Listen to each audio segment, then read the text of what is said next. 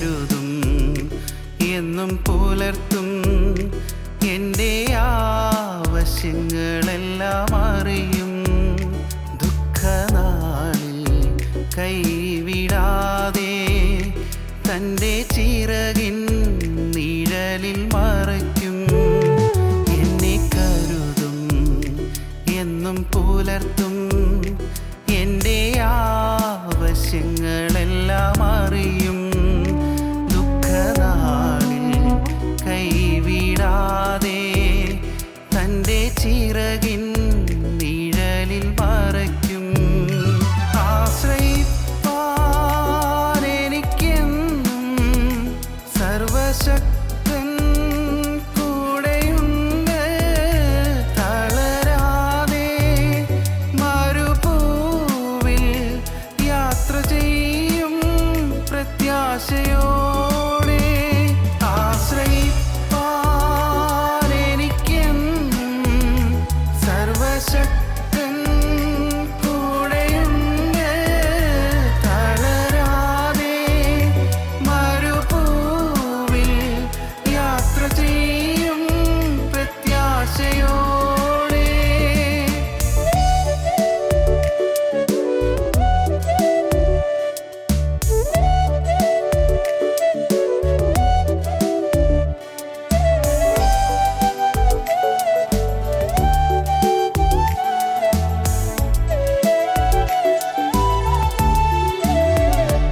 അനർത്ഥങ്ങൾ ഭവിക്കയില്ല.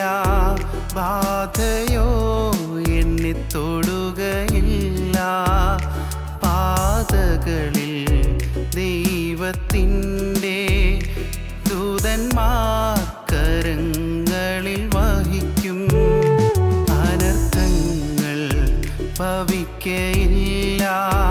ബാധയോ എന്നെ തൊടുകയില്ല. പാതകളിൽ ദൈവത്തിൻ്റെ ദൂതന്മാർ കരങ്ങളിൽ വഹിക്കും. ആശ്രയിപ്പാൻ എനിക്കെന്നും സർവശക്തൻ കൂടെയുണ്ട്. തളരാതെ മരുഭൂവിൽ യാത്ര ചെയ്യും പ്രത്യാശയോടെ. ആശ്രയിപ്പാൻ എനിക്കെന്നും സർവശക്തൻ കൂടെയുണ്ട്. തളരാതെ മരുഭൂവിൽ യാത്ര ചെയ്യും പ്രത്യാശയോടെ.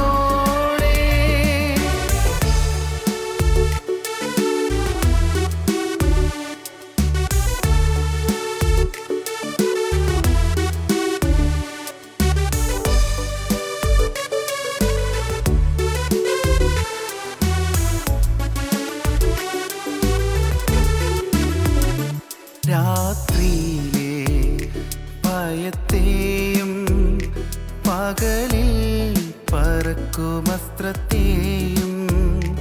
ഇരുളതിലെ മഹാമാരി സംഹാരത്തെയും ഞാൻ പേടിക്കില്ല. രാത്രിയിലെ ഭയത്തെയും പകലിൽ പറക്കുമസ്ത്രത്തെയും ഇരുളതിലെ മഹാമാരി സംഹാരത്തെയും ഞാൻ പേടിക്കില്ല. ആശ്രയിപ്പാൻ എനിക്കെന്നും സർവശക്തൻ കൂടെയുണ്ട്. തളരാതെ മരുഭൂവിൽ യാത്ര ചെയ്യും പ്രത്യാശയോടെ. ആശ്രയിപ്പാൻ എനിക്കെന്നും സർവശക്തൻ കൂടെയുണ്ട്. തളരാതെ മരുഭൂവിൽ യാത്ര ചെയ്യും പ്രത്യാശയോടെ.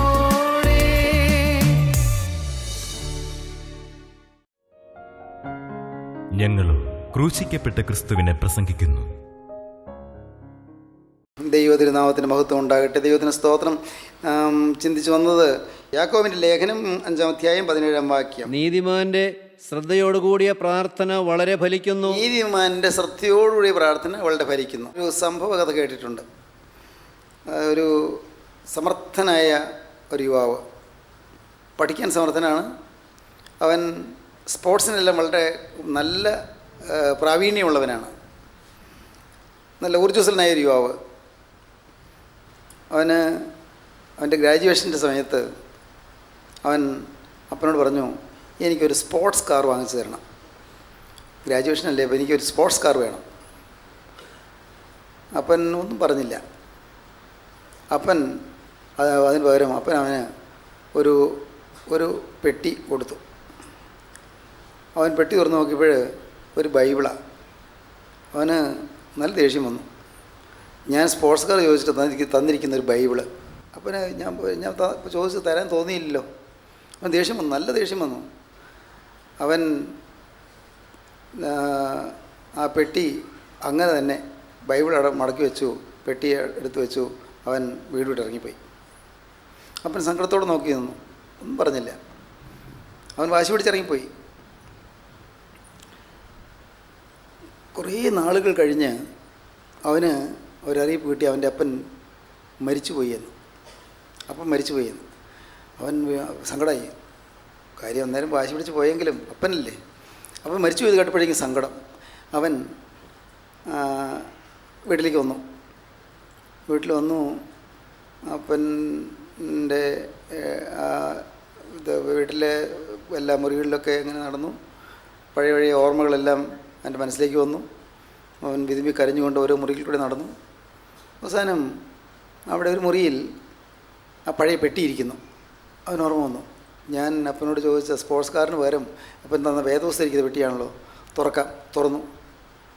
വേദപുസ്തകം ആലസ്യമായി മറിച്ചപ്പോൾ അവിടെ മത്തായി സുവിശേഷം 7:11 അടിയിൽ വരച്ചിരിക്കുന്നു. അങ്ങനെ ദോഷികളായ നിങ്ങൾ നിങ്ങളുടെ മക്കൾക്ക് നല്ല ദാനങ്ങളെ കൊടുപ്പാൻ അറിയുന്നുവെങ്കിൽ സ്വർഗസ്ഥനായ നിങ്ങളുടെ പിതാവ് തന്നോട് യാചിക്കുന്നവർക്ക് നന്മ എത്രയധികം കൊടുക്കും. ദോഷികളായ നിങ്ങൾ നിങ്ങളുടെ മക്കൾക്ക് നല്ല ദാനങ്ങളെ കൊടുപ്പാൻ അറിയുന്നുവെങ്കിൽ സ്വർഗസ്ഥനായ പിതാവ് തന്നോട് യാചിക്കുന്നവർക്ക് നന്മ എത്രയധികം കൊടുക്കും. അവൻ ആ പുസ്തകം അങ്ങ് വിടർത്തിയ പുസ്തകം മടക്കാൻ തുടങ്ങിയപ്പോൾ അതിൻ്റെ അകത്തു നിന്ന് ഒരു എന്തോ ഒരു സാധനം താഴെ വീണു. നോക്കിയപ്പോൾ ഒരു കാറിൻ്റെ താക്കോലാണ്. അതിൽ തന്നെ ഒരു ടാഗിൽ എഴുതി വച്ചിരിക്കുന്നു ആ കാറിൻ്റെ ഡീലറുടെ പേര്, ഡീലറുടെ നമ്പർ. അവൻ ആ ടാഗിൽ ഡീലറുടെ പേര് നമ്പർ എഴുതി വെച്ചിട്ട് വിത്ത് ലവ് ഡാഡ് മാത്രം എഴുതിയിട്ടുള്ളൂ. വിത്ത് ലവ്, സ്നേഹത്തോടെ നിൻ്റെ അപ്പൻ. വിത്ത് ലവ് ഡാഡ് എന്ന് മാത്രമേ എഴുതി വെച്ചിട്ടുള്ളൂ. നിൻ്റെ അപ്പൻ സ്നേഹത്തോടെ തരുന്നതെന്നാണ് അതിൻ്റെ അർത്ഥം. അവൻ നോക്കിയപ്പോൾ അവൻ ആഗ്രഹിച്ച അതേ സ്പോർട്സ് കാറ് അപ്പൻ അന്ന് അവന് വേണ്ടി കരുതി കൊടുത്തിരുന്നു. അന്ന് അവന് സമ്മാനമായി കൊടുത്ത വേദപുസ്തകത്തിനകത്ത് ഈ കാറിൻ്റെ താക്കോലും അതിനുള്ള ഡീലറുടെ പേരും എല്ലാം ഉണ്ടായിരുന്നു. അവിടെ ചെന്ന് കാർ എടുത്തുകൊണ്ട് വന്നാൽ മാത്രം മതി, വേറൊന്നും ചെയ്യണ്ട. അപ്പനോടവൻ ചോദിച്ചത് തന്നില്ല എന്നവൻ വിചാരിച്ചു പോയതാണ്. അപ്പൻ അവന് കൊടുത്തു, അന്ന് തന്നെ കൊടുത്തു. കാരണം അന്ന് അവൻ്റെ ആ ഗ്രാജുവേഷൻ്റെ ഡേറ്റ് അപ്പൻ എഴുതി വച്ചിരിക്കുന്നു. ആ ഡേറ്റിൽ തന്നെ അവൻ ചോദിച്ചത് അപ്പൻ അവന് കൊടുത്തു കഴിഞ്ഞിരിക്കുന്നു. പ്രിയപ്പെട്ടവരെ, ഇതൊരു ഉദാഹരണ കഥയാണ്. പക്ഷേ ആ കഥയിലൊരു കാര്യമുണ്ട്. നാം പലപ്പോഴും ദൈവത്തോട് ചോദിക്കുമ്പോൾ ദൈവം നമുക്ക് തന്നില്ലല്ലോ എന്ന് പരാതി വരും, പരിഭവം വരും. എന്നാലും എൻ്റെ പ്രാർത്ഥന കർത്താവ് കേട്ടില്ലല്ലോ, എൻ്റെ പ്രാർത്ഥന കർത്താവ് ശ്രദ്ധിച്ചില്ലല്ലോ, ഞാൻ ഇത്രയും കാര്യമായിട്ട് പ്രാർത്ഥിച്ചിട്ടും കർത്താവ് എന്നെ ഒന്ന് കനിഞ്ഞില്ലല്ലോ. പ്രിയപ്പെട്ടവരെ, നാം ചോദിക്കുമ്പോൾ തന്നെ കർത്താവ് നമുക്ക് തന്നു കഴിഞ്ഞു. വിശ്വസിക്കുക, എൻ്റെ യാചന ഞാൻ അപ്പൻ്റെ മോനാണെങ്കിൽ, അപ്പൻ്റെ മോനായിക്കൊണ്ട് അപ്പൻ്റെ മോളായി നിന്നുകൊണ്ട് ഞാൻ പ്രാർത്ഥിച്ചാൽ അവൻ എനിക്ക് തന്നിരിക്കും. ദൈവത്തിന് സ്തോത്രം, ദൈവത്തിന് സ്തോത്രം. പ്രിയപ്പെട്ടവരെ, അനേകം അനുഭവങ്ങളുടെ പിൻബലത്തിലാണ് ഞാനിത് പറയുന്നത്. ദൈവത്തിന് സ്തോത്രം. പ്രാർത്ഥന കേൾക്കുന്ന ഒരു ദൈവം, ജീവിക്കുന്ന, വാസ്തവമായും ജീവിക്കുന്ന ക്രിസ്തു നമ്മുടെ ഇടയിലുണ്ട്. പ്രാർത്ഥന കേൾക്കുന്നുണ്ട്, നമ്മുടെ എളിയ യാതനകൾ കൈക്കൊള്ളുന്നുണ്ട്, ദൈവം പ്രാർത്ഥന സ്വീകരിക്കുന്നുണ്ട്. യാചിപ്പീൻ നിങ്ങൾക്ക് കിട്ടും, അന്വേഷിപ്പീൻ നിങ്ങൾ കണ്ടെത്തും, മുട്ടുവീൻ നിങ്ങൾക്ക് തുറക്കും. ദോഷികളായ നിങ്ങൾ നിങ്ങളുടെ മക്കൾക്ക് നല്ല ദാനങ്ങളെ കൊടുക്കാൻ അറിയുന്നുവെങ്കിൽ സ്വർഗസ്ഥനായ പിതാവ് തന്നോട് യാചിക്കുന്നവർക്ക് നന്മ എത്രയധികം കൊടുക്കും.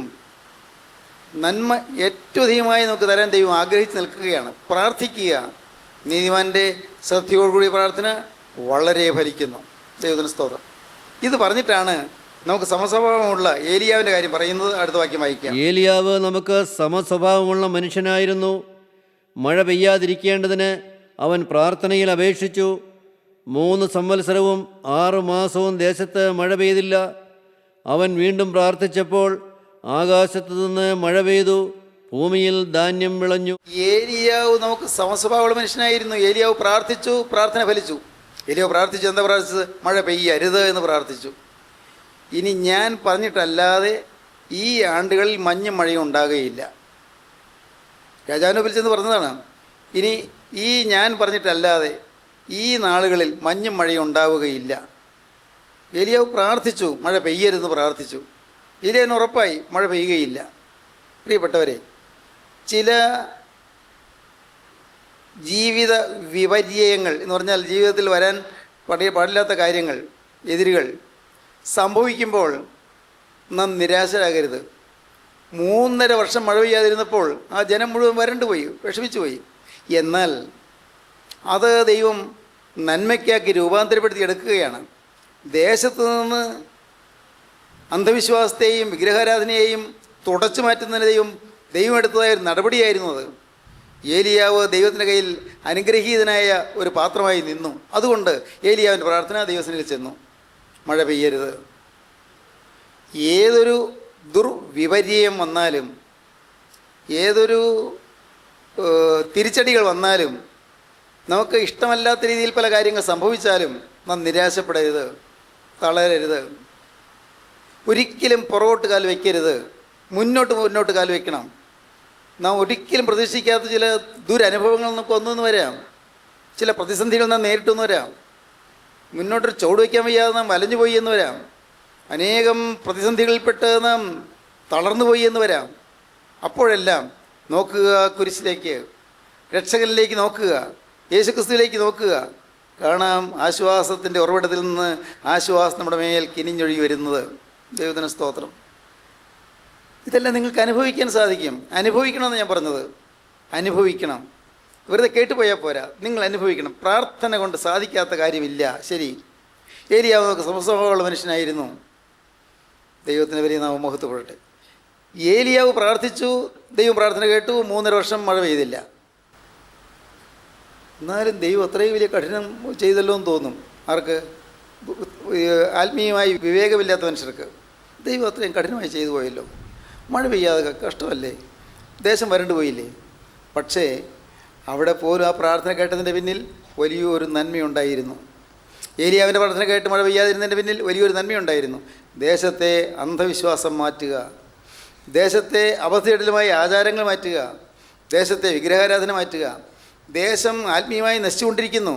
രാജാവിന് സുബോധമില്ല. രാജാവിൻ്റെ ഭാര്യ രാജ്ഞിയും 2 പേരും, ആഹാബും ഇസബേലും 2 പേരും വിഗ്രഹാരാധികളായി തീർന്നിരിക്കുന്നു.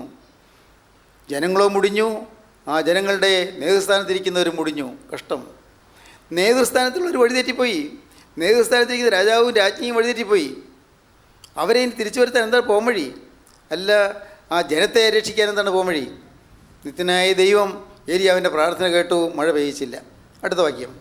അവൻ വീണ്ടും പ്രാർത്ഥിച്ചപ്പോൾ ആകാശത്തു നിന്ന് മഴ പെയ്തു, ഭൂമിയിൽ ധാന്യം വിളഞ്ഞു. വീണ്ടും പ്രാർത്ഥിച്ചപ്പോൾ ആകാശത്തു നിന്ന് മഴ പെയ്തു, ഭൂമിയിൽ ധാന്യം വിളഞ്ഞു. ദൈവത്തിന് സ്തോത്രം. വലിയൊരു കഥയാണത്. രസകരമായൊരു സംഭവ പരമ്പരയാണ്. ഏലിയാവ് ആഹാബിനെ തന്നെ വെളിപ്പെടുത്തി. ആഹാബ് നാടെല്ലാം, നാട്ടിലും കാട്ടിലും എല്ലാം ഏലിയാവിനെ തെരഞ്ഞ് പട്ടാളക്കാരെ അയച്ചിരിക്കുകയാണ്. രാജാവിൻ്റെ പടയാളികൾ നാടെല്ലാം ചുറ്റിത്തിരിഞ്ഞ് നടക്കുകയാണ് ഏലിയാവിനെ അന്വേഷിച്ച്. പക്ഷേ ഏലിയാവിനെ കണ്ടുകിട്ടുന്നില്ല.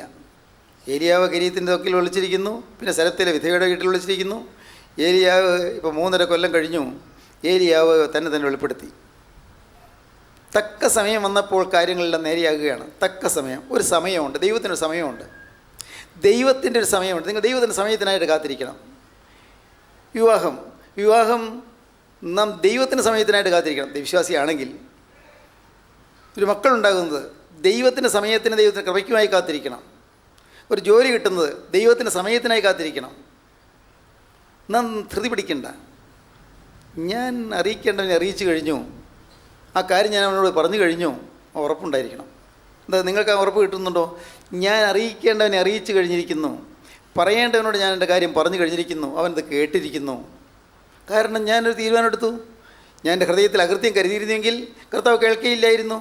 എന്നാൽ ഞാൻ എൻ്റെ ഹൃദയത്തിലെ അകൃത്യങ്ങളെ ഏറ്റുപറഞ്ഞ് ഉപേക്ഷിച്ചിട്ടാണ് ഞാൻ പ്രാർത്ഥിച്ചത്. അതുകൊണ്ട് ദൈവം കേട്ടിരിക്കുന്നു, സംശയമില്ല. ഞാൻ എൻ്റെ ഹൃദയത്തിൽ അകൃത്യം കരുതിയിരുന്നുവെങ്കിൽ കർത്താവ് കേൾക്കുകയില്ലായിരുന്നു. ഇപ്പോൾ കർത്താവ് കേൾക്കും. എന്തുകൊണ്ട്? ഞാൻ അകൃത്യത്തോട് യാത്ര പറഞ്ഞു, പാവത്തോട് യാത്ര പറഞ്ഞിരിക്കുന്നു, തിന്മ എൻ്റെ ജീവിതത്തിൽ വരികയില്ലെന്ന് തീരുമാനിച്ചിരിക്കുന്നു. അതുകൊണ്ട് ഞാനിതാ പ്രാർത്ഥിച്ചു. ദൈവം എനിക്ക് മറുപടി തന്നു എന്ന് വിശ്വസിക്കുന്നു. ഞാൻ വിശ്വസിക്കാവുന്ന ഒരാളെ ഏൽപ്പിച്ചു, വിശ്വസിക്കാൻ കൊള്ളാവുന്ന ഒരാളെ കാര്യം ഏൽപ്പിച്ചു. സ്തോത്രം. നിങ്ങളെന്ത് പറയുന്നു? ഈ അനുഭവം നിങ്ങൾക്ക് ലഭിക്കുമോ? ഞാൻ വിശ്വസിക്കാൻ കൊള്ളാവുന്ന ഒരാളെ ഈ കാര്യം ഏൽപ്പിച്ചു കഴിഞ്ഞു, പറയേണ്ടവനോട് ഞാൻ പറഞ്ഞു കഴിഞ്ഞു. ഇനി അവൻ്റെ സമയം, ഇനി അവൻ്റെ ഹിതം, ഇനി അവൻ്റെ ഇഷ്ടം അവന് തിരുമനസ്സാകുന്നത് പോലെ. സ്തോത്രം, ദൈവത്തിന് സ്തോത്രം. സഹോദരങ്ങളെ, ഏലിയാവ് ആ സംഭവങ്ങൾക്ക് ശേഷം ഏലിയാവ് രാജാവിന് തന്നെ വെളിപ്പെടുത്തി.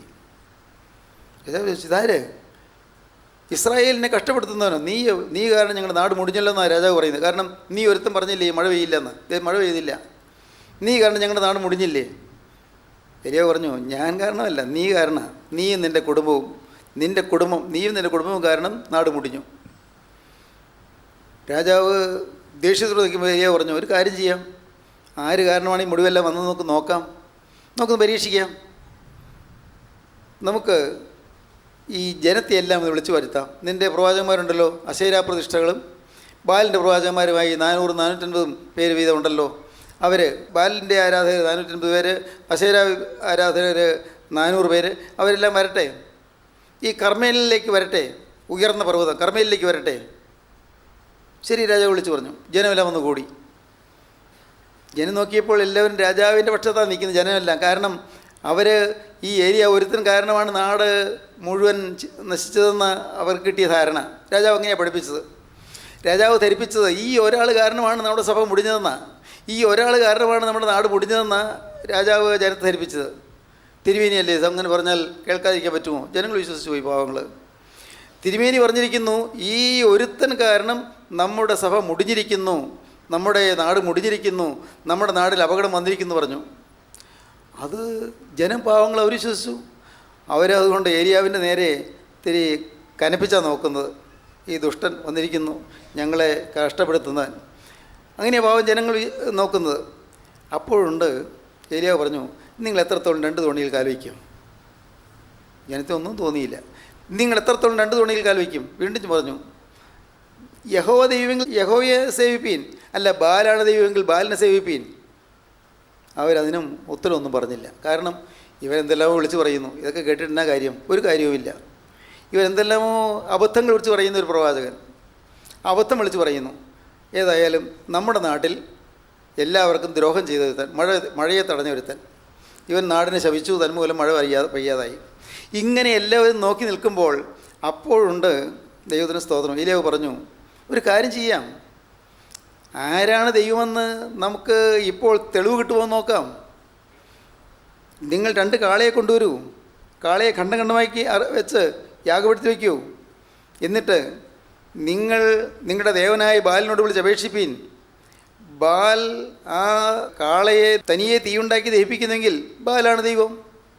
അല്ല, ഞാൻ യാഗപീഠത്തിൽ വയ്ക്കുന്ന കാളയെ ഞാൻ അവിടെ യാഗപീഠത്തിൽ വെച്ചതിന് ശേഷം ഞാൻ പ്രാർത്ഥിച്ച് സ്വർഗത്തിൽ തീ ഇറങ്ങി ആ കാളയെ ദഹിപ്പിക്കുന്നെങ്കിൽ യഹോവയാണ് ദൈവം. അപ്പോൾ അവർ പറഞ്ഞു, അത് നല്ല വാക്കാണ്, കൊള്ളാം. കാരണം അപ്പോൾ അവർക്ക് തോന്നി, ഇതൊക്കെ ശരിയാണല്ലോ, തന്നെത്താൻ തീ ഉണ്ടാകുക എന്ന് പറഞ്ഞാൽ നിസ്സാര കാര്യമല്ലല്ലോ, തീ ഇറങ്ങി ദഹിപ്പിക്കുക, അത് നല്ല വാക്ക് അവർ പറഞ്ഞു. ഉടനെ നിങ്ങൾ തുടർന്ന് ഇതിനെ ബാക്കി വായിച്ചാൽ മനസ്സിലാകും, വേദപുസ്തകം വായിച്ചാൽ മനസ്സിലാകും. തുടർന്ന് അവർ ഒരു കാളയെ കൊടുത്തു, അവർ യാഗപീഠം ഒരുക്കി, യാഗപീഠത്തിൽ കാളയെ കണ്ണുകണ്ണമാക്കി വെച്ചു. അവർ രാവിലെ മുതൽ ഉച്ചവരെ ഇങ്ങനെ നിലവിളിച്ചുകൊണ്ടിരുന്നു. ബാലയെ ഉത്തരവിരണമേ, ബാലയെ ഉത്തരവിരണമേ ഇങ്ങനെ നിലവിളിച്ചുകൊണ്ടിരുന്നു. ബാലയെ ഉത്തരവിരണമേ, ബാലയെ ഉത്തരവിരണമേ. ഒരു ശബ്ദം ഉണ്ടായില്ല, ഒരു അനക്കം ഉണ്ടായില്ല, ബാല ഉത്തരവിള്ളിയതുമില്ല, തീ വന്നതുമില്ല. ഏലി പറഞ്ഞു, ഇനി നിങ്ങളെല്ലാവരും എൻ്റെ അടുക്കൽ വന്ന് കൂടുകയും വന്നു. ഏലിയാവ് ചിതറിപ്പോയ കല്ലുകളെല്ലാം കൊണ്ടൊന്ന് അടുക്കി വെച്ചു, യാഗപീഠം ഒരുക്കി, എല്ലാം തയ്യാറാക്കി വെച്ചു. അതിൻ്റെ ചുറ്റും ഒരു തോടുണ്ടാക്കാൻ പറഞ്ഞു. തോടുണ്ടാക്കി, തോട്ടിൽ വെള്ളം നിറച്ചു, പിന്നെയും വെള്ളം നിറച്ചു, പിന്നെയും വെള്ളം നിറച്ചു.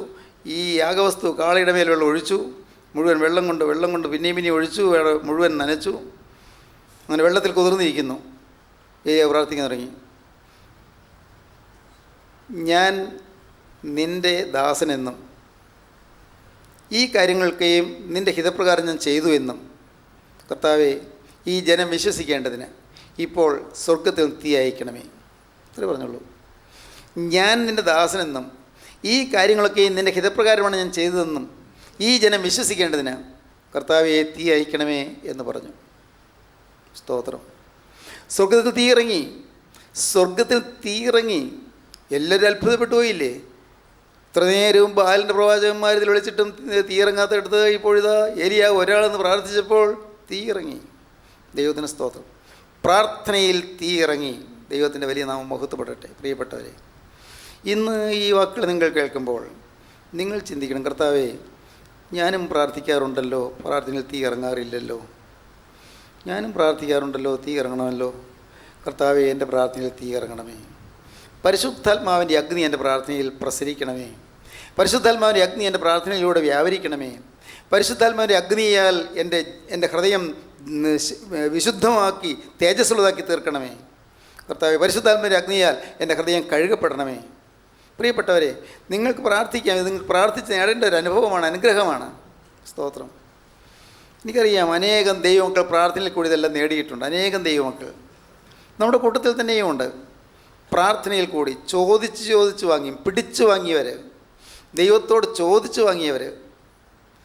അവൻ നമ്മുടെ അധരങ്ങളുടെ യാതന നിഷേധിച്ചതുമില്ല. ആധരങ്ങളുടെ യാതന നിഷേധിക്കാത്തൊരു ദൈവമുണ്ട്. സ്തോത്രം. നിന്റെ ദാസനെ നിന്റെ ശക്തി തന്ന് നിന്റെ ദാസിയുടെ പുത്രനെ രക്ഷിക്കണമേ. എന്നെ പകയ്ക്കുന്നതുകൊണ്ട് ലജ്ജിക്കേണ്ടതിന് നന്മയ്ക്കായി ഒരടയാളം എനിക്ക് തരണമേ. പ്രാർത്ഥിക്കുകയാണ്. പ്രാർത്ഥനയുടെ ശക്തി. ദൈവത്തിന് സ്തോത്രം. മരണപാശങ്ങളെന്നെ ചുറ്റി, അഗാധ പ്രവാഹങ്ങളെന്നെ ഭ്രമിപ്പിച്ചു, പാതാള വേദനകളെന്നെ പിടിച്ചു, മരണത്തിൻ്റെ കണികൾ എന്നെ തുടർന്ന് പിടിച്ചു. എൻ്റെ കഷ്ടത്തിൽ ഞാൻ യഹോവയെ വിളിച്ച് അപേക്ഷിച്ചു. അവൻ തൻ്റെ മന്ദിരത്തിൽ നിന്ന് എൻ്റെ അപേക്ഷ കേട്ടു. ഞാൻ തിരുമുമ്പിൽ കഴിച്ച പ്രാർത്ഥന അവൻ്റെ ചെവിയിലെത്തി. സ്തോത്രം. ഭൂമി ഞെട്ടി വിറച്ചു. തിരുമുമ്പിൽ ഞാൻ കഴിച്ച പ്രാർത്ഥന അവൻ്റെ ചെവിയിലെത്തി. ദൈവസന്നിധിയിലേക്ക് പ്രാർത്ഥന ഉയരുന്നു. ദൈവത്തിൻ്റെ വലിയ നാമം മഹത്വപ്പെടട്ടെ. സഹോദരങ്ങളെ, നിങ്ങൾ ദിവസത്തിൽ കുറഞ്ഞതൊരു പ്രാവശ്യമെങ്കിലും കുറേ സമയം നിങ്ങൾ തന്നെ ദൈവസന്നിധിയിലിരിക്കണം. നിങ്ങൾ ഉള്ളം പകരണം, ഹൃദയം പകരണം. ദൈവത്തോട് പറയണം, കർത്താവേ, നീ എൻ്റെ പ്രാർത്ഥന കേൾക്കണമേ. ഞാൻ ആവശ്യക്കാരിയായി വന്നിരിക്കുന്നു. ഞാൻ വലഞ്ഞ് വിഷമിച്ച് വന്നിരിക്കുന്നു.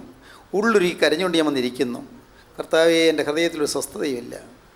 ദൈവമേ, ഞാൻ എങ്ങനെ മുന്നോട്ട് പോകുമെന്ന് എനിക്കറിയാൻ വയ്യ. എൻ്റെ മക്കളുടെ കാര്യം ഓർത്തിട്ട് എനിക്ക് സമാധാനമില്ല. എൻ്റെ ഭർത്താവിൻ്റെ കാര്യം ഓർത്തിട്ട് അതിലേറെ എനിക്ക് ദുഃഖമാണ്. എൻ്റെ ദൈവമേ, എൻ്റെ കുടുംബത്തിൽ സ്വസ്ഥതയില്ലല്ലോ, എന്നും സ്വൈരക്കേടാണല്ലോ. കർത്താവേ, ഒരു സമാധാനം തരണമേ. പ്രിയപ്പെട്ടവരെ, നിങ്ങൾ ഒറ്റയ്ക്കിരുന്ന് പ്രാർത്ഥിക്കൂ. പ്രാർത്ഥിക്കുമ്പോൾ കാണാം സ്വർഗത്തിലെ ദൈവം നിങ്ങളുടെ മേൽ തൻ്റെ അഗ്നി ഇറക്കുന്നത്. ഈ അഗ്നി നിങ്ങളുടെ ശരീരത്തിലൂടെ ഒഴുകുന്ന നിങ്ങൾക്ക് അനുഭവിക്കാം. നിങ്ങളുടെ സിരകളിലൂടെ രക്തത്തോടൊരുമിച്ച് സ്വർഗീയ അഗ്നി, പരിശുദ്ധാത്മാവിൻ്റെ തീ പകരുന്ന നിങ്ങൾക്ക് അനുഭവിക്കാം. ഈ ശരീരം ചൂടുപിടിക്കുന്ന നിങ്ങൾക്ക് അനുഭവിക്കാം. ശരീരത്തിലൂടെ ദൈവത്തിൻ്റെ സ്നേഹം പകരുന്ന നിങ്ങൾക്ക് അനുഭവിക്കാം. നിങ്ങൾ കനമില്ലാത്തവരായിത്തീരുന്ന നിങ്ങൾക്ക് കനമില്ല, വെയിറ്റില്ല, കനം പോയി, എല്ലാ കനവും പോയി. നിങ്ങൾ കനമില്ലാത്തവരായി, നിങ്ങൾ വെയിറ്റ് ഇല്ലാത്തവരായി തീരും. ദൈവത്തിന് സ്തോത്രം. എന്തോ ഒരു അത്ഭുതകരമായ ഒരു അനുഭവമാണ് നിങ്ങൾക്ക് ലഭിക്കുന്നത്. പ്രാർത്ഥനയിൽ കൂടി നേടുക, പ്രാർത്ഥനയിൽ കൂടി സമ്പാദിക്കുക. കർത്താവിൻ്റെ കൃപ പ്രാർത്ഥനയിൽ കൂടി നേടുക. ഈ വചനം വായിച്ചു കൊണ്ടിരിക്കുമ്പോൾ നിങ്ങൾ പ്രാർത്ഥിച്ചുകൊണ്ട്, കർത്താവേ, വചനത്തിൽ കൂടി നീ എന്നോട് സംസാരിക്കണമേ എന്ന് പ്രാർത്ഥിക്കുന്നു. വചനത്തിൽ കൂടി എന്നോട് സംസാരിക്കണമേ. അപ്പോൾ വചനത്തിൽ കൂടി കർത്താവ് നിങ്ങൾക്കുള്ള സ്പെഷ്യൽ മെസ്സേജ്, സ്പെസിഫിക് മെസ്സേജ് തരും. നിങ്ങൾക്കുള്ള പ്രത്യേകമായ ഇത് തരും വചനത്തിൽ കൂടി. ഇതൊന്നും കേട്ടുകേൾവിയല്ല, ഊഹാപോഹമല്ല, നിങ്ങൾ അനുഭവിക്കേണ്ട കാര്യം പറയുന്നത്. നിങ്ങൾ പ്രാർത്ഥിച്ചുകൊണ്ട് വേദപുസ്തകം വായിക്കാനിരിക്കുമ്പോൾ ആ വേദപുസ്തകത്തിലെ ആ താളുകളിലുള്ള അക്ഷരങ്ങൾ കൂടി നിങ്ങളിലേക്ക് ആത്മശക്തി, ആത്മ തേജസ് വരുന്നത് നിങ്ങൾക്ക് അനുഭവിക്കാം. നിങ്ങളിലേക്ക് പരിശുദ്ധാത്മ തീ ഇങ്ങനെ പകർന്നു വരുന്നത് നിങ്ങൾക്ക് അനുഭവിക്കാം. ദൈവത്തിന് സ്തോത്രം. നിങ്ങളെപ്പോൾ ചിലപ്പോൾ കരഞ്ഞു എന്ന് വരും, കണ്ണുനീര് നിങ്ങളുടെ വേദപുസ്തക താളിൽ പതിഞ്ഞു എന്ന് വരും, നിങ്ങളുടെ വേദപുസ്തക താൾ നനഞ്ഞു എന്ന് വരും. ദൈവത്തിന് സ്തോത്രം. നിങ്ങൾ പ്രാർത്ഥിക്കുന്ന ഇടം അവിടെ കണ്ണുനീര് വീണ് നനഞ്ഞു എന്ന് വരും. ദൈവത്തിന് വലിയ നാമം മഹത്വപ്പെടട്ടെ. ദൈവത്തിന് സ്തോത്രം, ദൈവത്തിന് സ്തോത്രം. അനുഭവമല്ലേ ഈ പറയുന്നത്? നിങ്ങൾക്ക് അനുഭവിക്കണ്ടേ? പ്രാർത്ഥനയുടെ ശക്തി. നീതിമാൻ്റെ സത്യത്തോടുകൂടി പ്രാർത്ഥനകളുടെ ഫലിക്കുന്ന ഏലിയാവ് പ്രാർത്ഥിച്ചു. സംഭവിച്ചത് എന്താണ്? ദൈവം പ്രാർത്ഥന കേട്ടു. 3.5 വർഷം കഴിഞ്ഞതിന് ശേഷം മഴ പെയ്തു. അത്ഭുതം. അത് ഇതിൻ്റെ അവസരത്തിൽ നമുക്ക് ചിന്തിക്കാം. ദൈവത്തിന് സ്തോത്രം. പ്രാർത്ഥന കേട്ട് മഴ പെയ്ത അനുഭവം നമുക്ക് കുറേ കാര്യങ്ങൾ പഠിക്കാനുണ്ട്. ഈ അവസരത്തിൽ ചിന്തിക്കാം. ദൈവത്തിന് സ്തോത്രം. ദൈവത്തിൻ്റെ വലിയ നാമം മഹത്വപ്പെട്ടു. ഇപ്പോൾ നിങ്ങൾ എന്ത് പറയുന്നു? ഇപ്പോൾ നിങ്ങൾ എന്ത് പറയുന്നു? നിങ്ങൾക്ക് ഈ യേശുവിനെ അനുഭവിക്കണമോ? യേശുവിനെ നിങ്ങൾക്ക് സ്വന്തമാക്കി രുചിച്ചറിയണമോ? യേശു നല്ലവനാണെന്ന് രുചിച്ചറിയണമോ? പ്രാർത്ഥന കേൾക്കുന്ന ദൈവമാണെന്ന് രുചിച്ചറിയണമോ? ദൈവത്തിൻ്റെ വലിയ നാമം മഹത്വപ്പെടട്ടെ. എത്ര അനുഭവങ്ങൾ പ്രിയപ്പെട്ടവരെ, എത്ര അനുഭവങ്ങൾ.